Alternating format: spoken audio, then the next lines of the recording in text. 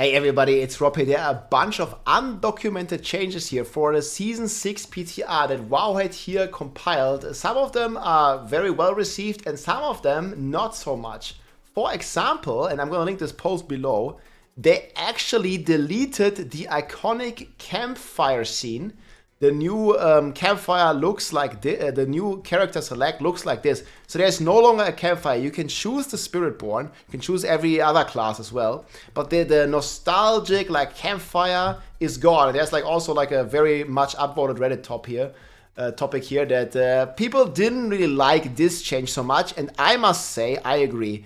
I have very good childhood memories of playing Diablo 2, gathering around the campfire, and I think they could have made it work, right? Like put the Spiritborn in the Diablo 4 campfire as well, for the character selection screen. And yeah, this is like how the new screen looks like. This is like also like pretty cool with the pets in the background, or here with the barbarian. I just don't really think it's like exactly like the same feeling that you kind of get when you start the game. Then in other news here, we also have completely new hairstyles here for every class. Like this is, for example, a sorcerer hairstyle. We also have new beautiful hair for the barbarian, and a bunch of cool haircuts basically. As you may have seen in the game, the wardrobe can also be accessed from anywhere now. You can just like click the wardrobe, like in the middle of a boss fight, you can just change your appearance via this new wardrobe feature. So I think that was pretty cool. We're getting new color pigments that you may have missed. Like for this wardrobe, you can now basically dye your paragon, your gear. You see, this is like some of the new dyes here on the rogue. I think it looks pretty cool. This is like a green one. This is like a more reddish one. So that's been pretty nice. Then we are also getting changes to the Renown. You can kind of see the before and after here. So you notice that the final Renown rewards have been changed.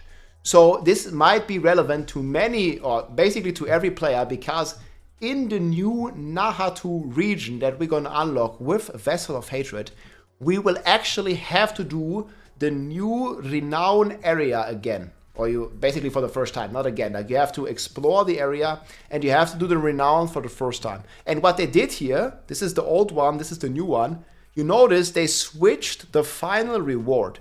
So the 4 Paragon points are gonna be way easier to achieve because it's only at the Renown stage 4 and not at the last stage. You just get obols for the last one and a bit of gold. So this is not really as relevant.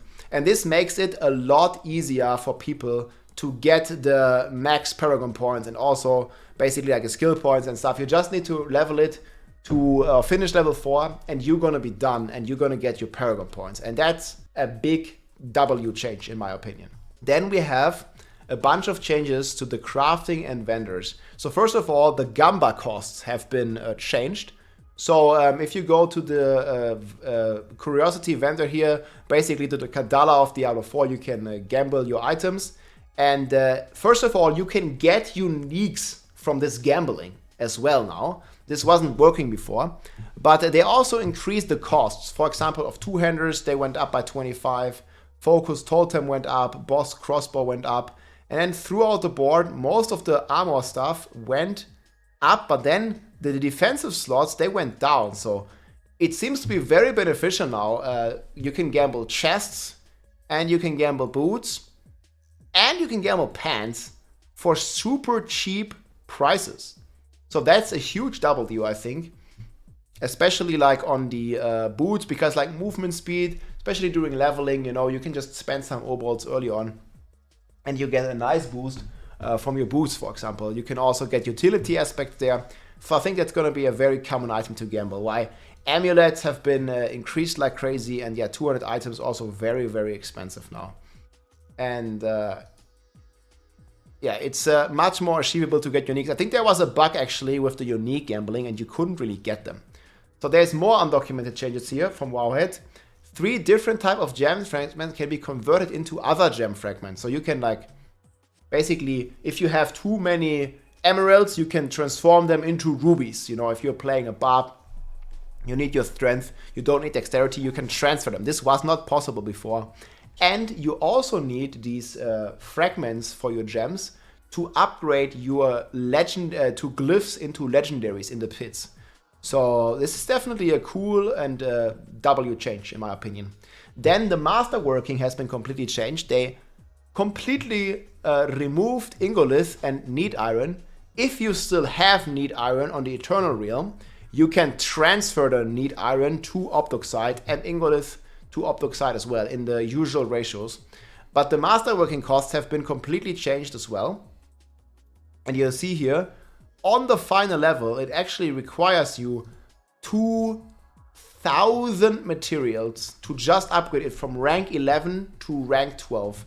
And this is a tremendous cost, but they also completely shifted where you find these new, let's call them eggs, I guess. This looks like an egg. The Optoxide looks like an egg to me. You can get them now in Nightmare Dungeons and not in the pit anymore. In pits, you are leveling your glyphs. In Nightmare Dungeons, you get your Masterwork materials. But also, we have the Infernal Hordes now. And in the Infernal Hordes, it also seems like that you are still getting those crafting materials or those Masterwork materials. We will just have to see how much. And I'm hoping that there is going to be a good balance between you can farm your materials in Nightmare Dungeons, but you can also farm them in the Hordes, you know, and both of them hopefully are very efficient. It certainly felt good in the Nightmare Dungeon on the PTR. We haven't had the Infernal Hordes on the PTR, but just because I get this question a lot. The Infernal Hordes are going to be a permanent part of the game.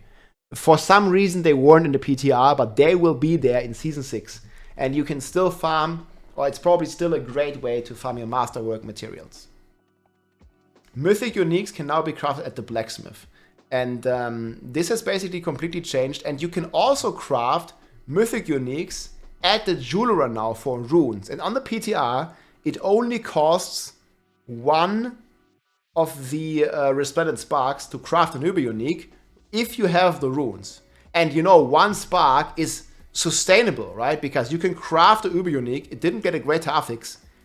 It costs you one spark and some runes. You salvage that Uber Unique. And then you get your spark back. And if you have enough runes, and you can trade those runes, you can basically indefinitely or infinitely craft Uber Uniques, as long as you have enough runes, right? Because they cost one spark plus some rare runes. You craft one, then you salvage it, you get that spark back, and you can craft the next one. So all you need is runes. So that's gonna be pretty wild. So you can basically trade. This is like a bit of a slippery slope, I feel like, because some people won't like this, right? Because you can basically just use the runes only to craft Uber Uniques. And this basically means that Uber Uniques in some form are tradable. Let me know what you think about that. But basically, yeah, the recipe is one spark, you salvage it, you get a spark back. So that's pretty crazy. We'll see. 2 new mounts have been added. We had this the Dark Panther and the White Panther, like really cool. I really like these, they looked amazing. And there is a lot more mounts data mined. And I think there was about 15 to 20 Warcat mount transmogs. You can also be coming for a Vessel of Fatality, so you can also be riding around on a lion, a lioness, and like there's just a bunch of cool stuff coming. So that's gonna be amazing. Then there is Quest and Whispers here. Priority quest icons are now purple. You've seen this on the PTR. Hey, thanks for the support, Face Punch. Appreciate it, man. So they have a different color now, and you can see like here's the new and the old one. Handling Whispers in at the Tree of Whispers now has a chance to offer you a greater cache of gem fragments. See, I didn't even know about this. I've never gotten this on the PTR because I've never really done many Whispers. But this will basically give you a bunch of gem fragments to craft gems or to upgrade your legendary glyphs. Super cool. Then we had a bunch of changes to the Tormented Bosses. The regular Uber Boss has been removed, and now you only have the Tormented Bosses. They're starting in Torment difficulty 1, and they all have a chance to give you an Uber Unique. However, we did some testing, and it seemed like the Uber Unique drop chance was closer to like 5%. Even on World Tier 4, the drop chance felt lower than in the live game. So I'm not sure if that was a bug or what's up with that, but it looks to me that they are lowering the chances to get Mythic Uber Uniques. I'm not 100% sure, And it only gets lowered per kill because the material costs are significantly reduced. You see here, you don't need Stygian stones at all. They're gonna get completely removed. No more Stygian stones. And you just need blood. For example, I think Zia only costs 12 blood to summon in comparison to the like 40 plus it costs right now. And you still have a 5% chance of getting an Uber Unique. So in the end, the Uber Unique ratio per material went up. Only the Uber chance per boss kill went down, right? But it's still a net win. So that's pretty cool. You see here, these are the new costs. So Lord Zia, 12 exquisite blood. Gregory, 12 living steel. Varshan, only 4 hearts. Duriel, 2 and 2 again. And Dariel, 2 and 2. And Beast in the Eyes, 12. So these costs are significantly reduced. Like, this is crazy. And then you see the loot table has also been changed. So you see those Uber bosses, they only drop 5 uniques on Torment 4. And right now, I think, for example, Zia, he drops like 20 plus items. Which of them are like 5 uniques and then 15 legendaries. So this has been completely changed. Like, you can get runes.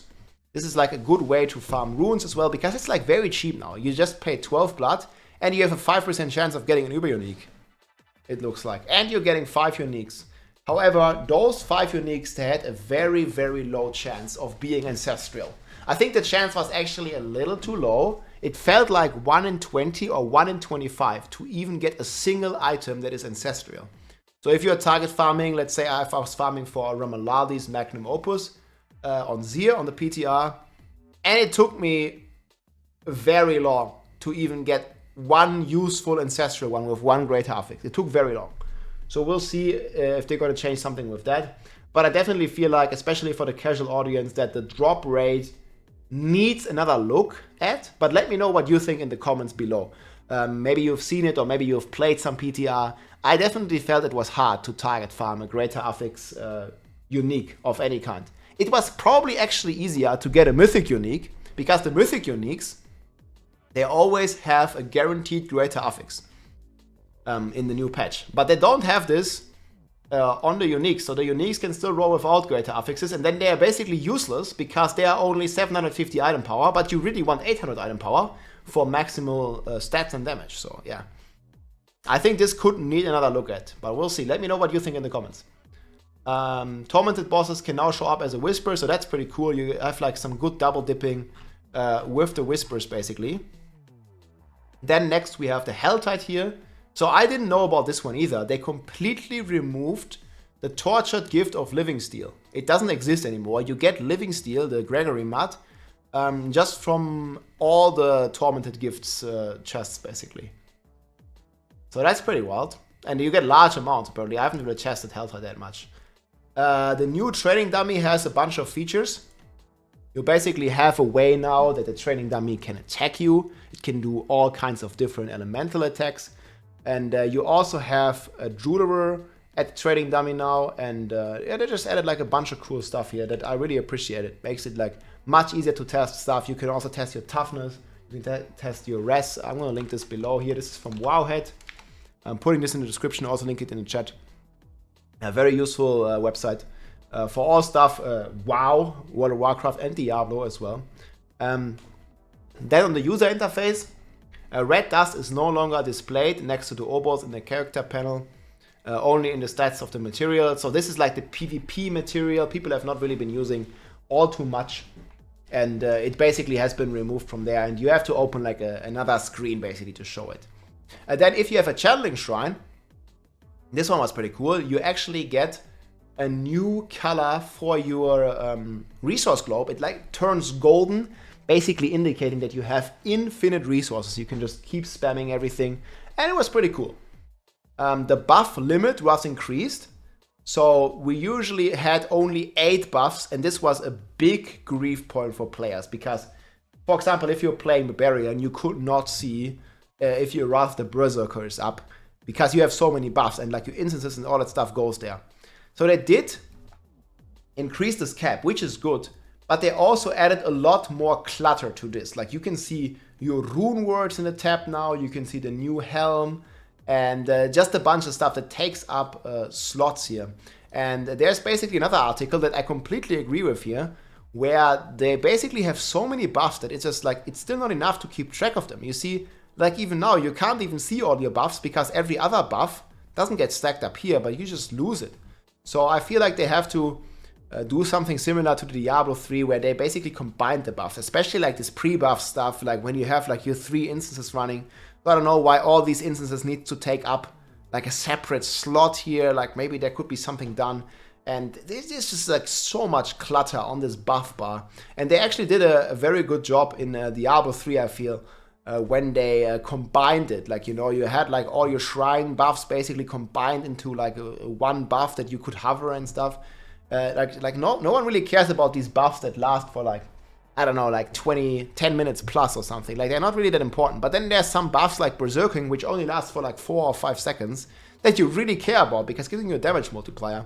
I'm also going to link that article below here. I think there was really like a lot of clutter, and there is even more clutter now. Again, they have moved in a good direction that they added more buff bar, but it's still not enough, you know. I've also seen this, I think it was mainly on Druids, where like Druids also have like a ton on the buff bar, same as Barbs. But I think, okay, Rogue here, I think there's basically many builds that have a ton of stuff on the buff bar. But anyways, it was increased to 16 buffs. However, I think they need a third row already, or they need to improve the system. Then you can also hover your buffs, and it shows you a duration. That was pretty cool. A very nice catch here. The silent chests, this one, many people don't even know what this is. This is basically the chests that you're opening with these whispering keys that we talked earlier about. Unlock silent chest, and you need to gamble for them. And then you can basically, you know, like open this chest, and it drops you a bunch of rewards. I'm not even exactly sure like what it drops. I've never really like paid much attention. Like, these are not really a matter of farming anything, at least as far as I know. Let me know if it's different in the comments, but yeah. 12 new stash tab icons were added. I haven't even seen this, so basically it makes it a bit easier to organize your stash tabs. We are also confirmed, guys. We are getting just one extra character slot, and we are getting 1 extra stash tab coming with Vessel of Hatred for the Spiritborn. It's not enough, but it's still cool to get more space, of course, and also to get more quality of life with these icon changes. Then we have a new mark feature for the Dark Citadel has been added under the bar here. Like, I'm not quite sure what these are gonna be. Again, the Dark Citadel is the multi-player dungeon that basically will require minimum of 2 players, so it will also require some kind of teamwork. And I believe this is what these markers are for. Circle marker, square marker, star marker, diamond, triangle marker. It's probably also there to sort of like guide or help your party members decide like where they have to stand at certain boss mechanics and stuff. We will have to see what exactly this will be, but they definitely added like a lot of things here for players to communicate, basically. And yeah, that's pretty much been all these undocumented changes. So big kudos here to Wowhead, who found all this out and like made a very nice summary here. I think most of these changes are pretty cool. I'm just not a big fan of this like new character selection. I think the Campfire was much cooler. However, you know, like if they keep adding more classes, I see the challenges with the Campfire. So we're getting the Spiritborn now. We're hopefully getting the Paladin, you know, like maybe next year or the year after, like in the next expansion, I hope. Or at least the holy kind of archetype class, whatever it will be. But yeah, I still like would have wished the Campfire, man. It just, dude, it's just like, you know, like at this point, like almost 20 years of Diablo, and for some of you, maybe even 25 years of Diablo memories, like, you know, gathering around the campfire, having a nice chat, creating or choosing your hero, and going and blast some demons. But yeah, overall, very many positive changes. I like the haircuts, I like the stash tabs. I like a lot of the stuff, so I think the game is going in a cool direction, and I can't wait to jump in and play with all these quality of life and changes again here in just about 3 weeks, guys. At the beginning of October, we are getting all of this. I'm pumped.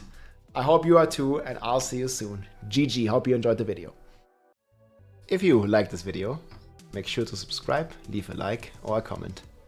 I'm also live on Twitch almost every day, so come and say hi.